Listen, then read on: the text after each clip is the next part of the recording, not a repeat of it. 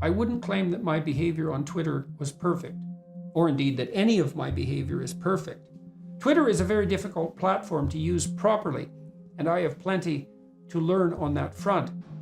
I didn't want to ignore Twitter despite its pitfalls, even though I probably should have, because for better or worse, your platform is a major social player and psychological/sociological phenomenon, one that I wanted to and needed to and felt a real responsibility to understand, and one that is impossible to understand, let alone master or diagnose, without its actual use. But I tweeted several thousand times to many millions of people, and only a vanishingly small percentage of those missives caused the kind of concern that might properly culminate in disciplinary actions, to say nothing of outright bannings, if they were conducted with a shred of decency and care. And I have taken very public steps to rectify and modify my inadequacies on the communication front.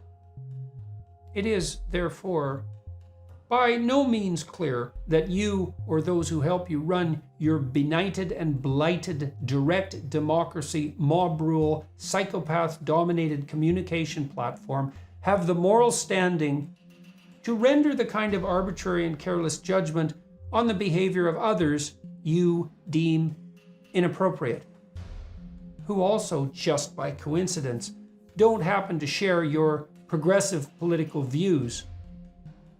You have, as noted previously, the technical right to do so, which you do and should.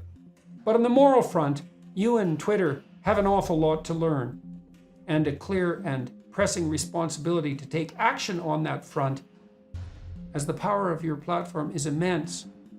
And I think the actions of your company are, in the main, making things in the world much worse than they need to be. And I have thought deeply about it and talked to many wise and informed people about it as well, and they agree and are equally or more concerned.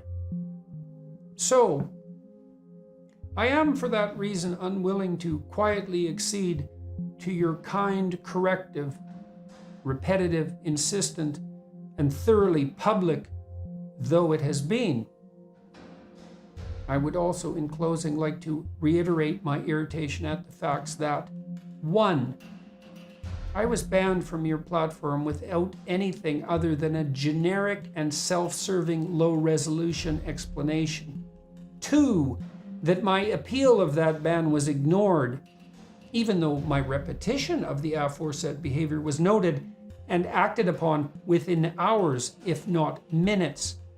3, that your company's reasons for banning and manipulating or regulating the behavior of your users are utterly opaque, ineffectual, and self-contradictory.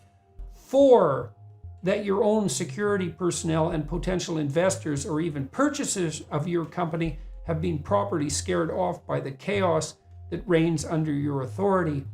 5, that you take to yourself the moral propriety necessary to continue censoring a former president of the United States, even as a critical election approaches, without knowing at all whether or not you are making even the situation under him that you object to worse instead of better, and have absolutely no reliable data pertaining to that possibility.